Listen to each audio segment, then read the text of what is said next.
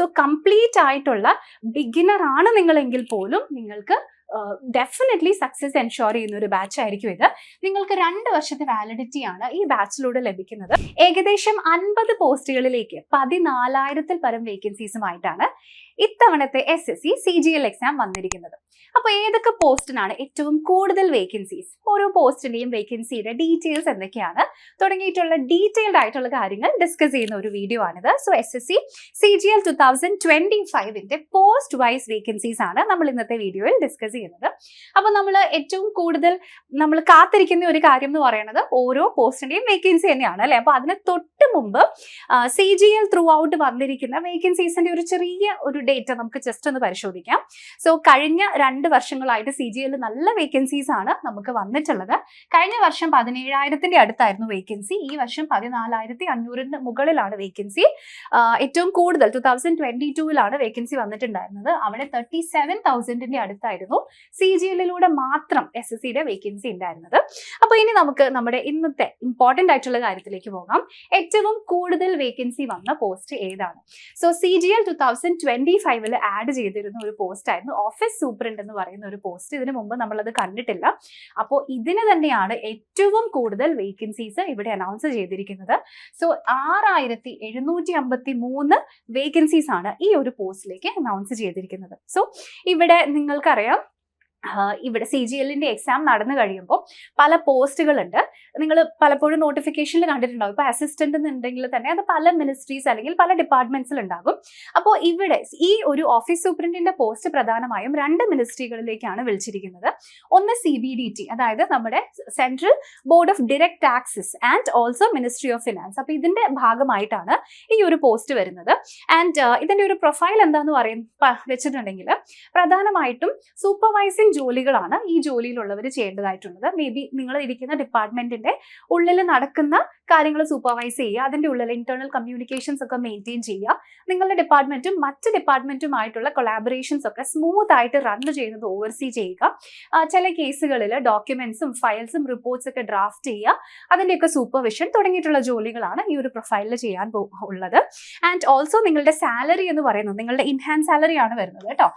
ഏകദേശം 60,000-ന്റെ അടുത്താണ് നിങ്ങളുടെ ഇൻഹാൻസ്ഡ് സാലറി സ്റ്റാർട്ടിങ്ങിൽ തന്നെ ലഭിക്കുന്നത്. ഓക്കെ, അപ്പൊ ഈ ഒരു പോസ്റ്റിനാണ് ഇത്തവണ ഡീറ്റെയിൽഡ് വേക്കൻസി ലിസ്റ്റ് വന്നപ്പോൾ ഏറ്റവും കൂടുതൽ വേക്കൻസി നമുക്ക് കാണാൻ സാധിക്കുന്നത്. ഇനി അടുത്തതായിട്ട് നമ്മൾ ഡിസ്കസ് ചെയ്യുന്ന നെക്സ്റ്റ് പോസ്റ്റ് എന്ന് പറയുന്നത് ഇവിടെ accountant and junior accountant auditor പോസ്റ്റുകളാണ്. സോ ഇത് ലെവൽ 5-ൽ വന്നിരിക്കുന്ന ഒരു ജോലിയാണ്. ആൻഡ് ഇവിടെ ഏതൊക്കെ ഡിപ്പാർട്ട്മെന്റിലാണ് ഇത് കൂടുതലായിട്ടും വന്നിരിക്കുന്നതെന്ന് വെച്ചിട്ടുണ്ടെങ്കിൽ, ഒന്ന് CGDA, അതായത് controller general of defence accounts. അതിനുശേഷം ഇത് മിനിസ്ട്രി ഓഫ് ഡിഫൻസിന്റെ ഉള്ളിൽ വരുന്ന ഡിപ്പാർട്ട്മെന്റ് ആണ്. Next controller auditor general of India, department of post. Next CGCA, ഇത് controller general of current accounts. അപ്പോൾ ഇതിൽ നമുക്ക് ടോട്ടലി 1,174 വേക്കൻസീസ് ആണ് വന്നിരിക്കുന്നത്. അപ്പോൾ നമ്മുടെ CGL നോട്ടീസ് വന്ന സമയത്ത് ആ വേക്കൻസീസ് സ്പ്ലിറ്റ് ആയിട്ടാണ് വന്നിരിക്കുന്നത് കേട്ടോ. അപ്പോൾ ഇതിനകത്ത് നിങ്ങൾ നോക്കിയിട്ടുണ്ടെങ്കിൽ ഇതാണ് ടോട്ടൽ വേക്കൻസീസ് കേട്ടോ. സോ ആദ്യം അൺറിസർവ്ഡിൽ ഇത്ര വേക്കൻസി, SCക്ക് ഇത്ര, STക്ക് ഇത്ര, ഇങ്ങനെയാണ് വേക്കൻസീസ് വരുന്നത്. അപ്പൊ ഇതിൽ ടോട്ടലി 1,466 വേക്കൻസീസ് ആണ് ഇവിടെ വന്നിരിക്കുന്നത്. ഇനി ഇതും വളരെ ഇമ്പോർട്ടന്റ് ആയിട്ടുള്ള ഒരു ജോലിയാണ്. നിങ്ങളുടെ സ്റ്റാർട്ടിംഗ് സാലറി തന്നെ ഒരു 50,000-ന്റെ മുകളിലേക്ക് പോകുന്ന ഒരു ടൈപ്പ് ഓഫ് ജോലിയാണ് ഇവിടെ ഇത് എന്ന് പറയുന്നത്.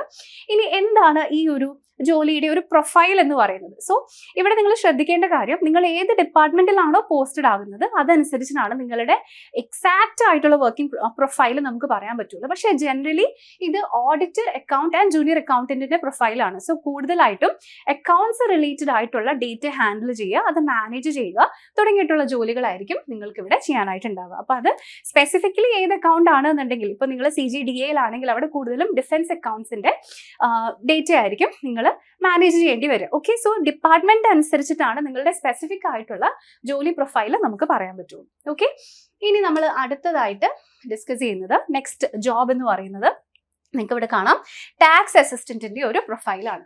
അപ്പോൾ ടാക്സ് അസിസ്റ്റന്റ് വീണ്ടും ഒരു ലെവൽ 4 വന്നിരിക്കുന്ന ജോബാണ്. അപ്പോൾ ഇവിടെ പ്രധാനമായിട്ടും നമുക്ക് ടാക്സസിന് 2 ഡിപ്പാർട്ട്മെന്റ്സ് ആണുള്ളത് അല്ലെ. ഒന്ന് CBDT, central board of direct taxes, അടുത്തത് CBIC എന്ന് പറഞ്ഞാൽ central board of indirect taxes and customs. അപ്പോൾ ഈ 2 ഡിവിഷൻസ് ആണ് ടാക്സ് ഡിപ്പാർട്ട്മെന്റിൽ വരുന്നത്. അപ്പോൾ ഇത് നമ്മുടെ റവന്യൂ ഡിപ്പാർട്ട്മെന്റിന്റെ കീഴിൽ വരുന്ന ഒരു 2 ഭാഗങ്ങളാണ് കേട്ടോ. അപ്പോൾ ഇവിടെ നമുക്ക് ടോട്ടലി 2000-ൽ പരം വേക്കൻസീസ് ആണ് ഇതിൽ രണ്ടിലും കൂടെ വന്നിരിക്കുന്നത്. ഈ 2 ഡിപ്പാർട്ട്മെന്റ്സിലും കൂടെ ടാക്സ് അസിസ്റ്റന്റ് വന്നിരിക്കുന്നത് 2020 വേക്കൻസീസ് ആണ്. അപ്പോൾ ഇവിടെ എന്തായിരിക്കും ഒരു ടാക്സ് അസിസ്റ്റന്റിന്റെ ജോലി എന്ന് പറയുന്നത്? കമ്പനീസും ഇൻഡിവിജ്വൽസ് ഒക്കെ കൊടുത്തിരിക്കുന്ന ടാക്സ് റീഫണ്ട്സ് ഒക്കെ ഇവാലുവേറ്റ് ചെയ്ത് നോക്കുക, അല്ലെങ്കിൽ അവിടെ റീഫണ്ട് പ്രോസസ്സ് ചെയ്ത് കൊടുക്കുക, അതിനനുസരിച്ചിട്ടുള്ള ഡേറ്റ ട്രാൻസാക്ഷൻ റിലേറ്റഡ് ആയിട്ടുള്ള ജോലിയാണ് ഇവിടെ വരുന്നത്. ആൻഡ് ഇവിടെയും നിങ്ങളുടെ സാലറി 45,000-ന്റെ മുകളിലേക്കാണ് പോവുക കേട്ടോ. അപ്പോൾ ഇവിടെ നിങ്ങളുടെ DA ബാക്കി അലോവൻസുകളൊക്കെ കഴിഞ്ഞതിന് ശേഷം 45,000-ന്റെ മുകളിലേക്കായിരിക്കും സാലറി പോകുന്നുണ്ടാവുക. ഓക്കെ, ഇനി അടുത്തതായിട്ട് നമ്മുടെ assistant and assistant section officer. അപ്പോൾ കംപ്ലീറ്റ്ലി ക്ലറിക്കൽ ആയിട്ടുള്ള ജോലികളാണ് ഈ assistant and assistant section officer അല്ലെങ്കിൽ ASO എന്ന് പറയുന്നത്. അപ്പോൾ ഇവിടെ പല ഡിപ്പാർട്ട്മെന്റിലും നിങ്ങൾക്ക് ജോലി കിട്ടും. അപ്പോൾ നിങ്ങൾക്ക് ഇവിടെ കാണാം ഏതൊക്കെ ഡിപ്പാർട്ട്മെന്റ്സിലേക്കാണ് അസിസ്റ്റന്റിനെ വിളിച്ചിരിക്കുന്നതെന്ന്. ഇവിടെ മിനിസ്ട്രി ഓഫ് എക്സ്റ്റേണൽ അഫയേഴ്സ് ഉണ്ട്. ഇവിടെയാണ് നിങ്ങൾക്ക് ജോലി കിട്ടുന്നതെങ്കിൽ ആഫ്റ്റർ 2 to 3 years നിങ്ങൾക്ക് ഫോറിൻ കൺട്രീസിലെ ഇന്ത്യൻ എംബസീസിലൊക്കെ ജോലി ചെയ്യാനുള്ള ഒരു ഓപ്ഷൻ കൂടിയുണ്ട്. പിന്നെ മിനിസ്ട്രി ഓഫ് റെയിൽവേസ് ഉണ്ട്, Ministry of Electronics and IT, and National Information Center NIC, Electronics and IT. Next, the Statistics and Program Implementation, Home Affairs. Next, IB, NCB, National നമ്മുടെ Narcotics Bureau ഒക്കെ ഉണ്ട്. പിന്നെ CSS, Central Secretariat Service, CBI, Election Commission of India, EPFO. അങ്ങനെ ഇത് ഒരുപാട് departments ഉണ്ട്. So അതിലേക്കൊക്കെ ഈ ASO assistant section officer assistant പോസ്റ്റിലേക്ക് ടോട്ടലി 1200 വേക്കൻസിയാണ് വിളിച്ചിരിക്കുന്നത്. ഓക്കെ, ഇനി നെക്സ്റ്റ് നമ്മൾ എടുക്കുന്നത് ഇൻസ്പെക്ടർ എന്ന പോസ്റ്റാണ്. അപ്പോൾ ഇൻസ്പെക്ടർ പോസ്റ്റ് പ്രധാനമായിട്ടും വന്നിരിക്കുന്നത് 3 ഡിപ്പാർട്ട്മെന്റ്സിലേക്കാണ്. അപ്പോൾ അതിൽ ഒന്ന് CBIC ആണ്. അവിടെ കസ്റ്റംസിലാണ് ഇൻസ്പെക്ടർ പോസ്റ്റ് വരുന്നത്. ഇവിടെ നമുക്ക് ടാക്സിലാണ് ഇൻസ്പെക്ടർ പോസ്റ്റ് വരുന്നത്. ഇത് നാർക്കോട്ടിക്സ് അല്ലെങ്കിൽ CBNലാണ് ഇൻസ്പെക്ടർ പോസ്റ്റ് വന്നിരിക്കുന്നത്. അപ്പോൾ ഇതിൽ എല്ലാത്തിലും കൂടെ ചേർത്ത് ഇവിടെ നമ്മുടെ പ്രിവെന്റീവ് ഓഫീസർ, എക്സാമിനർ, ഇത്തരത്തിലുള്ള പോസ്റ്റുകളാണുള്ളത്. പോസ്റ്റുകൾ ഡീറ്റെയിൽഡ് ആയിട്ട് പറയുന്ന വീഡിയോസ് നമ്മൾ വേറെ ചെയ്തിട്ടുണ്ട് കേട്ടോ. സോ അതുകൊണ്ടാണ് പോസ്റ്റുകൾ എന്തൊക്കെയാണ്, ഓരോ പോസ്റ്റിന്റെയും സ്പെസിഫിക് വർക്ക് പ്രൊഫൈൽ നമ്മൾ ഒത്തിരി ഫോക്കസ് ചെയ്യാത്തത്. അപ്പോൾ ഇത് 3ലും കൂടെ ചേർത്ത് ഏകദേശം 2200 വേക്കൻസീസ് ആണ് ഈ പോസ്റ്റിൽ 2025 CGL വിളിച്ചിരിക്കുന്നത്. ഓക്കെ, അപ്പോൾ ഇവിടെ നിങ്ങൾ ഇൻസ്പെക്ടർ ഏത് ഡിപ്പാർട്ട്മെന്റിലാണോ അതിനനുസരിച്ചിട്ടാണ് നിങ്ങളുടെ വർക്ക് പ്രൊഫൈൽ വരുന്നത്. ഞാൻ നേരത്തെ പറഞ്ഞതുപോലെ തന്നെ ഫോർ എക്സാമ്പിൾ നിങ്ങൾ ടാക്സസിലാണ് വർക്ക് ചെയ്യുന്നതെങ്കിൽ അവിടെ കൂടുതലും ഫീൽഡ് ഡ്യൂട്ടി വരുന്ന ഒരു ജോബാണ് ഇൻസ്പെക്ടർ പോസ്റ്റ് എന്ന് പറയുന്നത്.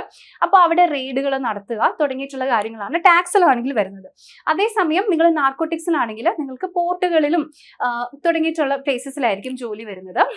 ആൻഡ് ഇനി നിങ്ങളൊരു പ്രിവെന്റീവ് ഓഫീസർ ആണെന്നുണ്ടെങ്കിൽ ഇല്ലീഗൽ ആയിട്ടുള്ള സ്മഗ്ലിംഗ് ഒന്നും നടക്കുന്നില്ല എന്ന് ഉറപ്പാക്കുന്നതായിരിക്കും നിങ്ങളുടെ ജോലി. ഓക്കെ, അപ്പോൾ ഏത് ഡിപ്പാർട്ട്മെന്റിലാണോ അതിനനുസരിച്ചിട്ടാണ് നിങ്ങളുടെ എക്സാക്ട് വർക്ക് പ്രൊഫൈൽ വരിക. ആൻഡ് നിങ്ങളുടെ സാലറി 75,000-ന് ഏകദേശം മുകളിലേക്ക് പോകുന്ന രീതിയിലായിരിക്കും. കാരണം ഇത് ഇച്ചിരി കൂടെ ലെവൽ 7 വന്നിരിക്കുന്ന ഒരു ജോബ് ആയതുകൊണ്ട്. ഓക്കെ, ഇനി അടുത്തതായിട്ട് നമ്മൾ ഡിസ്കസ് ചെയ്യുന്നത് അസിസ്റ്റന്റ് എൻഫോഴ്സ്മെന്റ് ഓഫീസർ എന്ന് പറയുന്ന ഒരു പോസ്റ്റ് ആണ്. അപ്പോൾ ഈ എൻഫോഴ്സ്മെന്റ് ഓഫീസർ ഇവിടെ ഒറ്റ ഡിപ്പാർട്ട്മെന്റിൽ മാത്രമാണ് വരുന്നുള്ളൂ. എൻഫോഴ്സ്മെന്റ് ഡയറക്ടറേറ്റ് അല്ലെങ്കിൽ നമ്മുടെ EDയിൽ വരുന്ന ഒരു ജോലിയാണ്. വേറെ ഡിപ്പാർട്ട്മെന്റ്സിലേക്ക് ഒന്നുമില്ല, ഈ ഒരൊറ്റ ഡിപ്പാർട്ട്മെന്റിൽ മാത്രമേ ഉള്ളൂ. സോ അപ്പോൾ ഇതിന് 18 വേക്കൻസീസ് ആണ് ഇവിടെ വിളിച്ചിരിക്കുന്നത്. സോ അപ്പോൾ എൻഫോഴ്സ്മെന്റ് ഡയറക്ടറേറ്റിന്റെ ജോലി എന്തായിരിക്കും? ഫിനാൻഷ്യൽ ക്രൈംസ് ഇവാലുവേറ്റ് ചെയ്യുന്ന ജോലിയായിരിക്കും അല്ലെ. അതായത് ഫ്രോഡ്, മണി ലോണ്ടറിങ് തുടങ്ങിയിട്ടുള്ള കാര്യങ്ങളൊക്കെ ഉണ്ടോ എന്ന് നോക്കുക. നെക്സ്റ്റ്, അപ്പോൾ ഇതും ഒരു ഹൈ പേയിങ് ജോബാണ്. 75,000 വരെ നിങ്ങൾക്ക് സാലറി കിട്ടുന്ന ഒരു ജോബാണിത്. ഇനി അടുത്തത് സബ് ഇൻസ്പെക്ടർ. ഞാൻ നേരത്തെ ഇൻസ്പെക്ടർ പോസ്റ്റ് പറഞ്ഞ പോലെ തന്നെയാണ് സബ് ഇൻസ്പെക്ടർ പോസ്റ്റ് വരുന്നത്. അപ്പോൾ ഇവിടേക്ക് വീണ്ടും CBIയിലെ സബ് ഇൻസ്പെക്ടർ പോസ്റ്റ് ഉണ്ട്, നാർക്കോട്ടിക്സ് ബ്യൂറോയിലുണ്ട്, പിന്നെ ഇൻവെസ്റ്റിഗേഷൻ ഏജൻസിയിലുണ്ട്. സോ അപ്പോൾ ഈ 3 ഡിപ്പാർട്ട്മെന്റ്സിലായിരിക്കും കൂടുതലും വരുന്നത്. ഓക്കെ, ഇതാ നിങ്ങൾക്ക് ഇവിടെ കാണാം CBI, NIA and narcotics control bureau, അതാണ് NCB എന്ന് പറയുന്നത്. അപ്പോൾ ഇതിൽ ടോട്ടലി 137 ആണ് വന്നിരിക്കുന്നത്. അപ്പോൾ ഇവിടെ വീണ്ടും നിങ്ങളുടെ വർക്ക് പ്രൊഫൈൽ എന്ന് പറയുമ്പോൾ നിങ്ങൾ ഏത് ഡിപ്പാർട്ട്മെന്റിലാണോ, ഫോർ എക്സാമ്പിൾ CBIയിലാണെങ്കിൽ നിങ്ങൾ കേസുകളായിരിക്കും ഇൻവെസ്റ്റിഗേറ്റ് ചെയ്യുന്നത്. അതിന് സംബന്ധമായിട്ടുള്ള റെയ്ഡുകൾ നടത്തുക, അല്ലെങ്കിൽ ഡേറ്റ കളക്ട് ചെയ്യുക, ഇൻഫർമേഷൻ പ്രോസസ്സ് ചെയ്യുക തുടങ്ങിയിട്ടുള്ള ജോലിയായിരിക്കും നിങ്ങൾ CBIയിലാണെങ്കിൽ ചെയ്യാം. ഇനി അതേസമയം നിങ്ങൾ ഇവിടെ NCBയിലാണെങ്കിലോ അവിടെ അന്നേരം ഡ്രഗ് റിലേറ്റഡ് കാര്യങ്ങളായിരിക്കും, ഇല്ലീഗൽ സ്മഗ്ലിംഗ് ഉണ്ടോ എന്ന് നോക്കുക തുടങ്ങിയ ജോലികളായിരിക്കും ഉണ്ടാവുക. സോ ഇൻസ്പെക്ടർ അല്ലെങ്കിൽ സബ് ഇൻസ്പെക്ടറിന്റെ വർക്ക് പ്രൊഫൈൽ ഓവറോൾ സെയിം ആയിരിക്കും, പക്ഷേ സ്പെസിഫിക്കലി വരുന്നത് ഏത് ഡിപ്പാർട്ട്മെന്റിലാണ് നിങ്ങളുടെ പോസ്റ്റിംഗ് എന്നതിനനുസരിച്ചിട്ടാണ്. ഓക്കെ, സോ നെക്സ്റ്റ് ഇവിടെയും നമുക്ക് ലെവൽ 6 ജോലി ആയതുകൊണ്ട് ഹൈ പേയിങ് സാലറിയാണ് നമുക്ക് ഇവിടെ ലഭിക്കുന്നത്. ഓക്കെ, ഇനി നെക്സ്റ്റ് വരുന്നത് ജൂനിയർ സ്റ്റാറ്റിസ്റ്റിക്കൽ ഓഫീസർ അല്ലെങ്കിൽ JSOന്റെ പോസ്റ്റ് ആണ്.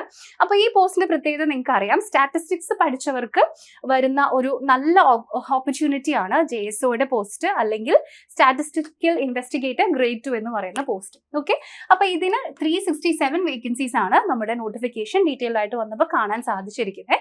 അപ്പൊ ഇത് പ്രധാനമായിട്ടും ഈ 2 ജോലികളുടെ ഒരു വർക്ക് പ്രൊഫൈൽ എന്ന് പറയുന്നത് നമ്മുടെ രാജ്യത്ത് നടക്കുന്ന സെൻസസ് റിലേറ്റഡ് ആയിട്ടുള്ള ഡേറ്റയുടെ പ്രോസസ്സിംഗ് ആണ്. സോ ഇത് NSSOന്റെ ഭാഗമാണ്, അതായത് നാഷണൽ സാമ്പിൾ സർവേയിങ് ഓഫ് ഓർഗനൈസേഷന്റെ ഭാഗമായിട്ടാണ് നമ്മുടെ രാജ്യത്ത് സെൻസസ് നടക്കുന്നത്.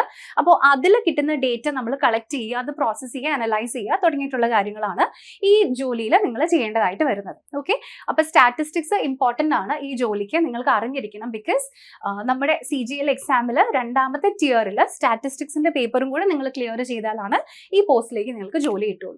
ഓക്കെ, അപ്പൊ ഇതിന്റെ വേക്കൻസി നിങ്ങൾക്ക് മനസ്സിലായല്ലോ. ഇനി അടുത്തതായിട്ട് എക്സിക്യൂട്ടീവ് അസിസ്റ്റന്റ് എന്ന് പറയുന്ന പോസ്റ്റ് ആണ്. അപ്പോൾ ഇവിടെ ഒന്ന് CBICയും വീണ്ടും CBIC under ministry of finance ആണ്. സോ CBIC ഞാൻ നേരത്തെ പറഞ്ഞു ഇൻകം ടാക്സ് ആണ്. സോ ഇവിടുത്തെ വേക്കൻസീസ് വീണ്ടും ഈ ഒരൊറ്റ ഡിപ്പാർട്ട്മെന്റ് ആയതുകൊണ്ട് തന്നെ കുറവാണ്, 183 മാത്രമാണ് വരുന്നത്. ഒറ്റ ഡിപ്പാർട്ട്മെന്റ് ആയതുകൊണ്ടാണ് കേട്ടോ ഇത്രയും വേക്കൻസി കുറവ് വരുന്നത്. ബാക്കിയെല്ലാം മൾട്ടിപ്പിൾ ഡിപ്പാർട്ട്മെന്റ്സിലായിരുന്നു പോസ്റ്റുകൾ ഉണ്ടായിരുന്നത്. അപ്പോൾ ഇവിടെ അസിസ്റ്റന്റ് പോസ്റ്റ് എന്ന് പറയുമ്പോൾ വീണ്ടും നമ്മുടെ സുപ്പീരിയേഴ്സിന്റെ ഓർഡേഴ്സ് നമ്മൾ ഒബേ ചെയ്യുക, അവരെ ഹെൽപ്പ് ചെയ്യുക, ആൻഡ് പ്രോപ്പർ നിങ്ങളുടെ ഡിപ്പാർട്ട്മെന്റിലുള്ള കമ്മ്യൂണിക്കേഷൻസ് ഒക്കെ പ്രോപ്പർ ആയിട്ട് നടക്കുന്നുണ്ടോ എന്നുള്ള മെയിൻ്റനൻസ്, അതിന്റെ ഷെഡ്യൂളിങ്ങിലൊക്കെ ടേക്ക് പാർട്ട് ചെയ്യുക. ഇതാണ് ഈ ജോലിയുടെ പ്രൊഫൈലായിട്ട് വരുന്നത്. ഇനി അടുത്തത് അസിസ്റ്റന്റ് പോസ്റ്റ് ആണ്. അപ്പൊ അസിസ്റ്റന്റ് എന്ന് പറയുന്നത് ഒരുപാട് ഡിപ്പാർട്ട്മെന്റ്സിലേക്ക് വരുന്നതാണ്. സോ നിങ്ങൾക്ക് ഇവിടെ കാണാം ട്രായുടെ ഭാഗമായിട്ട്, EDയുടെ ഭാഗമായിട്ട്, ministry of mines, ministry of textiles, ministry of corporate affairs, അങ്ങനെ ഒരുപാട് ഡിപ്പാർട്ട്മെന്റ്സിലാണ് ഇവിടെ വരുന്നത്. ഇവിടെ ഏകദേശം 60 വേക്കൻസീസ് ആണ് വന്നിരിക്കുന്നത്.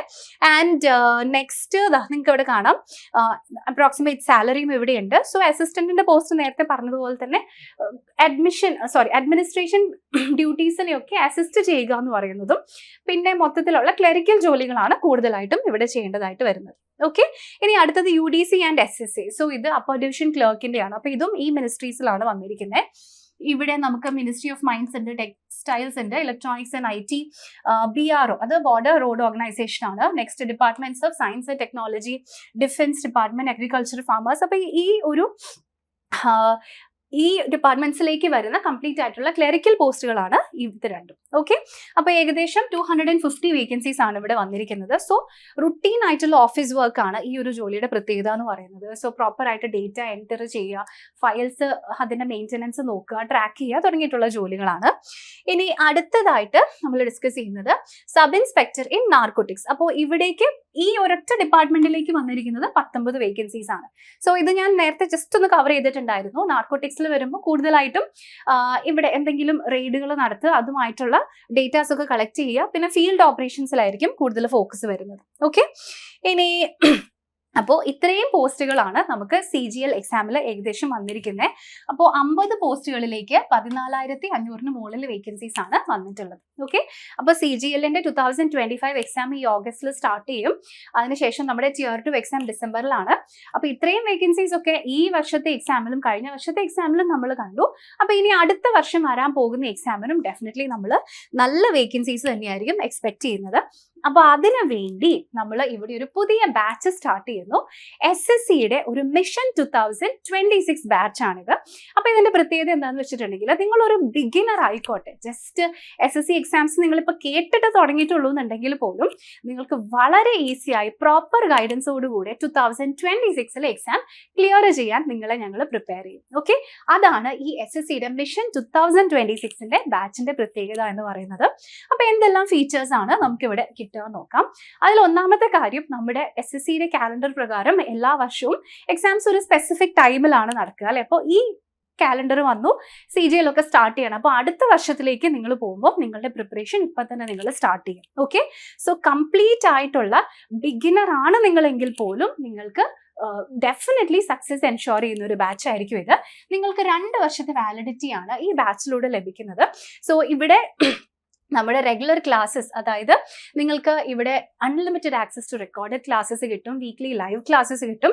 അതൊന്നും കൂടാതെ ഈ ബുക്കും അതുപോലെ തന്നെ സ്റ്റഡി റിലേറ്റഡ് ആയിട്ടുള്ള പ്രിന്റഡ് മെറ്റീരിയൽസും ഈ ബാച്ചിലൂടെ നിങ്ങൾക്ക് ലഭിക്കുന്നതായിരിക്കും.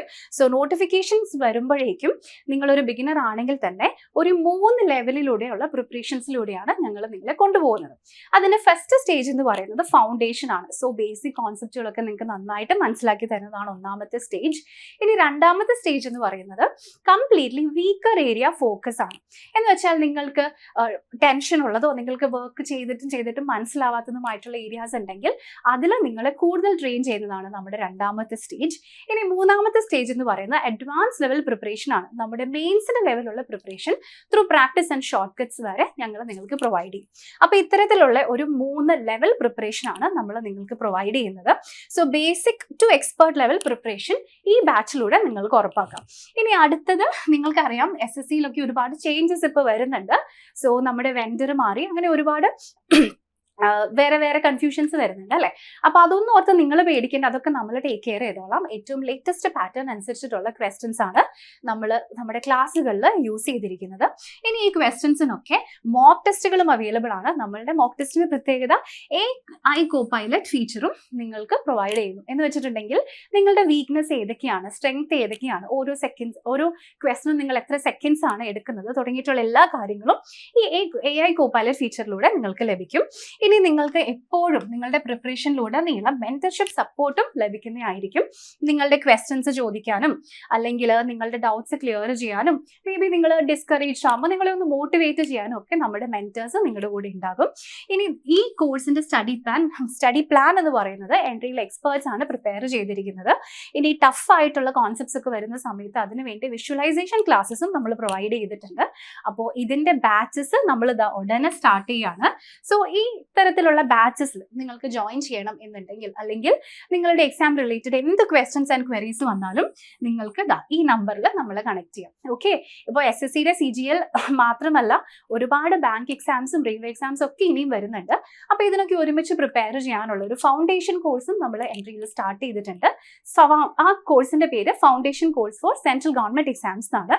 ഇനി അതുകൂടാതെ നിങ്ങളൊരു വർക്കിംഗ് പ്രൊഫഷണലോ ഹൗസ് വൈഫോ ആണെങ്കിൽ നൈറ്റ് ക്ലാസ്സസ് വരുന്ന ബാച്ചസും ഇനി ടാർഗറ്റ് ഓരോ എക്സാമിന് സ്പെസിഫൈ ചെയ്ത് നിങ്ങൾ പഠിക്കുകയാണെങ്കിൽ അത്തരത്തിലുള്ള ടാർഗറ്റ് ബാച്ചസും നമ്മൾ എൻട്രിയിൽ സ്റ്റാർട്ട് ചെയ്തിട്ടുണ്ട്. ഓക്കെ, അപ്പോൾ ഈ ഫീച്ചേഴ്സ് എല്ലാം അറിയുന്നതിന് വേണ്ടിയിട്ടും അല്ലെങ്കിൽ നിങ്ങളുടെ എന്ത് എക്സാം ക്വയറീസ് ഉണ്ടെങ്കിലും അത് ചോദിക്കാനും ഈ കാണുന്ന നമ്പറിൽ നിങ്ങൾക്ക് നമ്മളെ കണക്ട് ചെയ്യാം.